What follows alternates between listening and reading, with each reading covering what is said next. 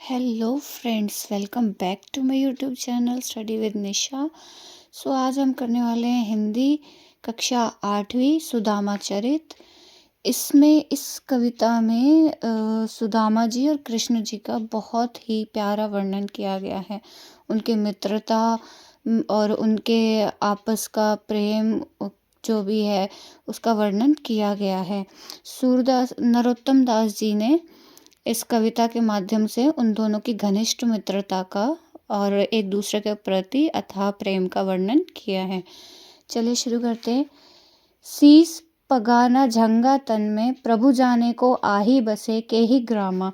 धोती फटी सी लटी दुपटी, अरु पाए उपानह को नहीं सामा।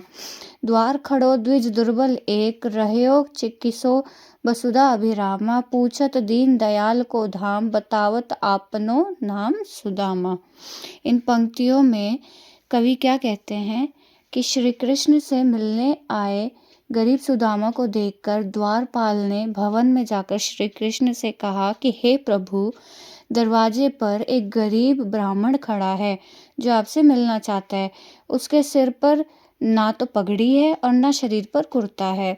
हे प्रभु, पता नहीं वह किस गांव का रहने वाला है। उसकी धोती फटी हुई है, जो छोटी हो गई है उसे वह बांधे हुए है।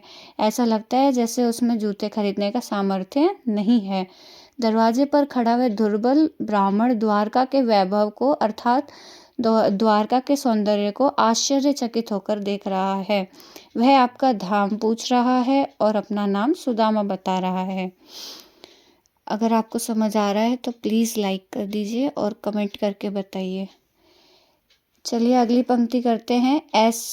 ऐसे बेहाल बिवाइन सो, पग कंटक जाल लगे पुनि जोय। हाय महादुख पायो सखा, तुम आए इतना कितय दिन खोए। देखी सुदामा की दीन दशा, करुणा करी के करुणा निधि रोए।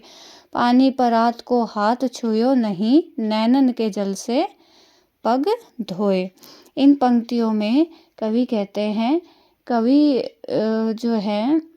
कहते हैं कि दया के सागर श्री कृष्ण जी का वर्णन किया है उन्होंने, और कहते हैं कि श्री कृष्ण ने सुदामा के पैरों को धोने के लिए हाथ लगाया तो उनका हाथ जो है वो बेहाल हो गया।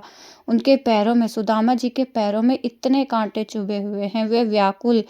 श्री कृष्ण सुदामा से कहते हैं, हे मित्र, तुम ये अपार दुख भोगते रहे, पर कहाँ यहाँ क्यों नहीं आए? कहाँ थे तुम ऐसे हाल में? कहाँ दिन बिता रहे थे? सुदामा की ऐसी दयनीय दशा देखकर करुणा के सागर कृष्ण करुणा से भरकर रोने लगे। रोते हुए कृष्ण की आंखों से इतने आंसू गिरे कि उन्होंने उस परात के पानी को छुआ तक नहीं और अपने आंसुओं से ही सुदामा जी के पैर धो दिए।